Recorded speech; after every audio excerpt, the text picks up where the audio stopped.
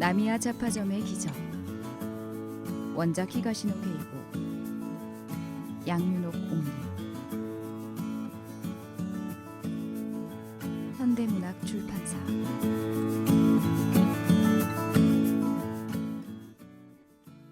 그 폐가로 가자는 말을 처음 꺼낸 건 쇼타였다.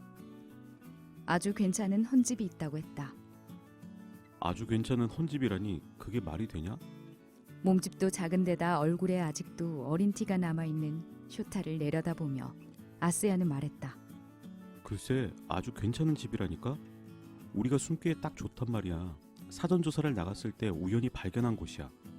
진짜로 그 집을 써먹게 될 줄은 상상도 못했지만 너희한테 미안하다. 고에이가 큼직한 몸을 움츠리며 말했다. 설마 이런 위급한 때에 차 배터리가 나갈 줄은 몰랐어. 아스야는 한숨을 내쉬었다. 이제 와서 그런 소리 해봤자 무슨 소용이냐? 그나저나 어떻게 된 건지 모르겠네. 여기 올 때까지는 아무 문제가 없었어. 깜빡 잊고 라이트를 계속 켜놓은 것도 아니고 수명이 다 된 거야. 쇼타가 또랑또랑하게 말했다. 주행거리 좀 봐라. 10만 킬로가 넘잖아. 사람 늙은 거하고 똑같아. 숨이 깔딱깔딱하던 참에 여기까지 달리고는 꼴깍 사망하신 거지. 그러니까 훔치려면 새 차를 훔치라고 내가 말했지. 고에이는 팔짱을 끼고 끙 신음소리를 냈다. 새 차는 도난 방지 장치가 빵빵하잖아. 야, 됐어. 아스야가 손을 내저었다. 쇼타, 그 헌집이라는 데는 여기서 가깝냐? 쇼타가 고개를 갸우뚱했다. 서둘러 가면 20분쯤? 그럼 가자. 네가 앞장서. 그건 좋은데 이 차는 어쩌지? 여기 세워놓고 가도 괜찮아? 아스야는 주위를 둘러보았다. 그들이 서 있는 곳은 주택가 한복판의 임대 주차장이었다. 빈 공간이 있어서 일단 그곳에 주차한 것인데 원래 이곳을 빌린 사람이 알게 되면 틀림없이 경찰에 신고할 터였다. 괜찮지는 않지만 차가 움직이질 않으니 어쩔 수 없잖아.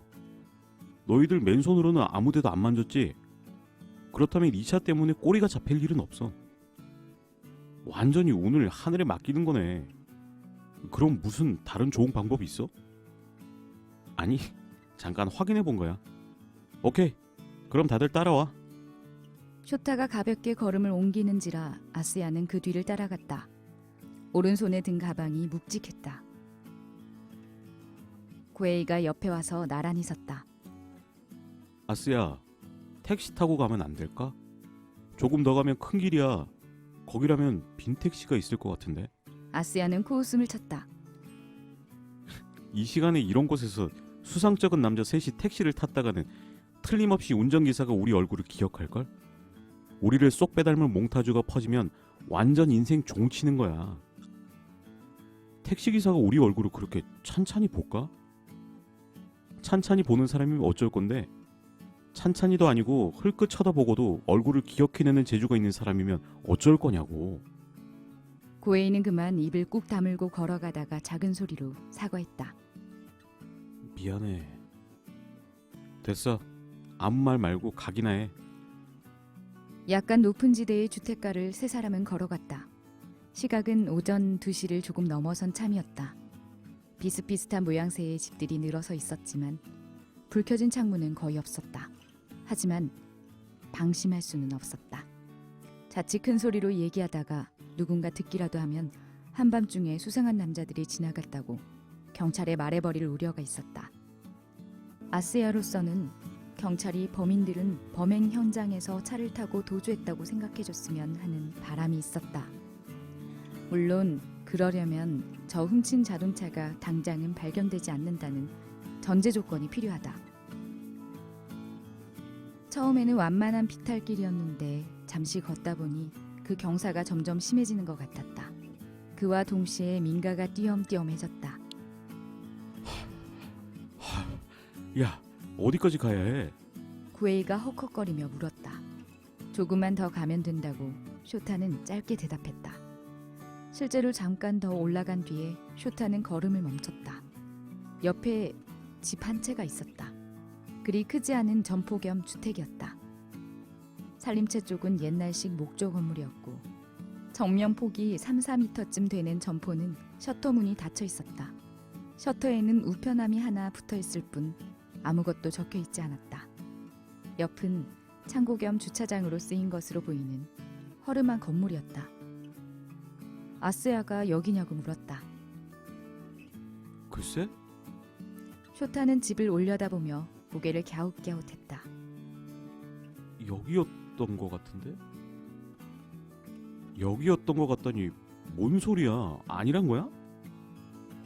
아니 여기 맞아. 근데 어쩐지 지난번에 왔을 때하고 느낌이 좀 달라.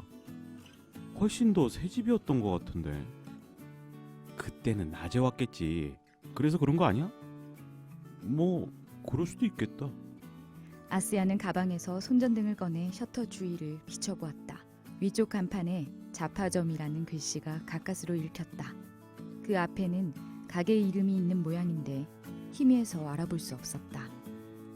이런 곳에 자파점이라니 손님이 오기나 하겠냐? 아스야는 저도 모르게 말했다. 손님이 안 오니까 망했겠지. 쇼타가 지당한 말을 했다. 하긴 그렇다. 근데 어디로 들어가? 뒷문이 있어. 자물쇠가 망가졌더라고. 이쪽이야 라면서 쇼타는 집 건물과 창고 사이의 좁은 골목으로 들어갔다. 아스야와 고에이로 따라 들어갔다. 폭이 1m 남짓한 통로였다. 비집고 들어가면서 고개를 젖혀 하늘을 올려다보았다. 머리 위쪽 한가운데 둥근 달이 떠 있었다. 들어가 보니 건물 뒤편에도 출입문이 있었다. 문짝에 달린 자그마한 나무 상자가 눈에 띄었다. 이건 뭐에 쓰는 거지? 고에이가 혼잣말처럼 중얼거렸다. 이거 몰라? 우유 상자잖아. 배달 우유 넣어주는 거. 아스야가 대답했다. 와, 그렇구나. 감탄한 얼굴로 고에이는 나무 상자를 훑어보고 있었다. 뒷문을 열고 세 사람은 안으로 들어갔다. 먼지 냄새가 풍겼지만 불쾌할 정도는 아니었다. 한 평 남짓한 현관 안쪽에는 고장이 난 듯한 녹슨 세탁기가 놓여 있었다. 현관 바닥에는 먼지를 뿌옇게 뒤집어 쓴 슬리퍼 한 켤레가 놓여 있었다. 그것을 뛰어넘어 세 사람은 신발을 신은 채 안으로 들어갔다. 바로 앞이 주방이었다. 바닥에는 마루가 깔렸고 창가에 싱크대와 가스레인지가 나란히 이어졌다. 그 옆으로 투도어 냉장고, 주방 한가운데는 식탁과 의자가 있었다. 고에이가 냉장고를 열어보더니 못마땅한 듯 말했다. 아무것도 없네. 야, 당연하지. 쇼타가 입을 뾰족히 내밀며 나무랐다. 그보다 뭔가 들어있으면 어쩔 건데 먹기라도 할래? 아니, 난 그냥 아무것도 없다고 말한 것뿐이야. 옆은 안방이었다. 서랍장과 불단이 남아있었다. 구석에는 방석이 쌓여 있었다. 붙박이장이 있었지만 굳이 열어볼 마음은 나지 않았다. 안방 건너편이 가게였다. 아스야는 가게 쪽을 손전등으로 비춰보았다. 상품 진열장에 아주 조금이지만 물건이 남아있었다. 문구류, 주방용품, 청소도구. 대충 그 정도였다. 와우, 빙고! 불단 서랍을 살펴보던 쇼타가 말했다. 양초가 있어. 이걸로 불빛은 확보했다. 양초 몇 개에 라이터로 불을 붙여 여기저기 세웠다. 그것만으로도 집안이 제법 환해졌다. 아스야는 손전등을 껐다. 고에이가 후유 숨을 내쉬며 바닥에 털썩 주저앉았다. 이제는 날 새기만 기다리면 되겠네. 아스야는 휴대폰을 꺼내 시각을 확인했다. 오전 2시 30분을 살짝 넘어선 참이었다. 이런 것도 있어. 불단의 맨 밑 서랍에서 쇼타가 잡지 같은 것을 꺼내들었다.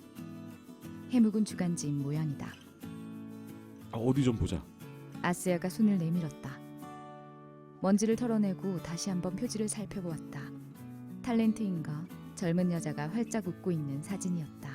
어쩐지 낯익은 얼굴이다 싶어서 찬찬히 들여다보니 생각이 났다. 어머니 역할로 텔레비전 드라마에 자주 나오는 여배우다. 지금 나이가 60대 중반쯤일 것이다. 주간지를 뒤집어 발행일자를 확인했다. 40여 년 전 날짜가 찍혀 있었다.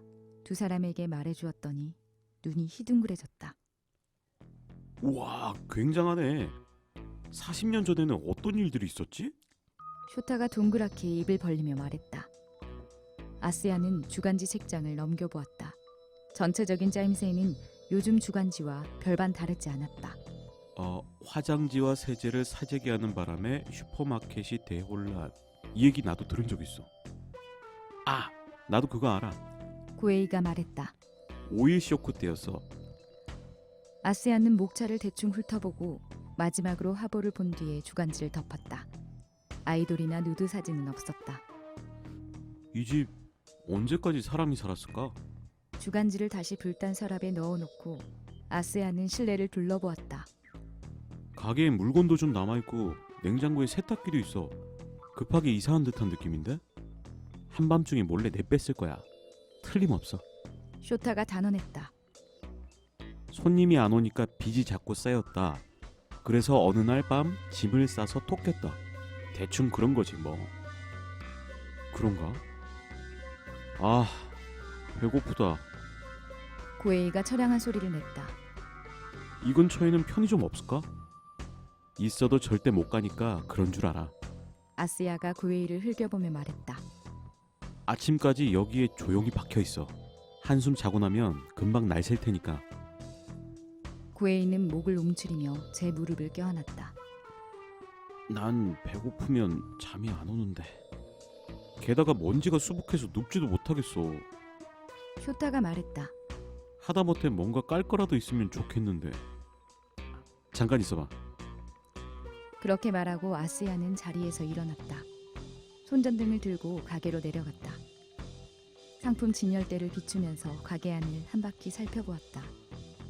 비닐 시트 같은 게 있으면 좋겠다고 생각한 것이다. 통 모양으로 말린 창호지가 눈에 띄었다. 그걸 펼치면 그럭저럭 잠자리로 써먹을 수 있을지도 모른다. 그렇게 생각하고 손을 내밀려던 때였다. 등 뒤에서 작은 소리가 났다. 흠칫해서 돌아보았다. 뭔가 하얀 것이 셔터 바로 앞에 종이 상자 속으로 툭 떨어지는 게 보였다. 손전등으로 종이 상자 안을 비춰보았다. 아무래도 편지 같았다.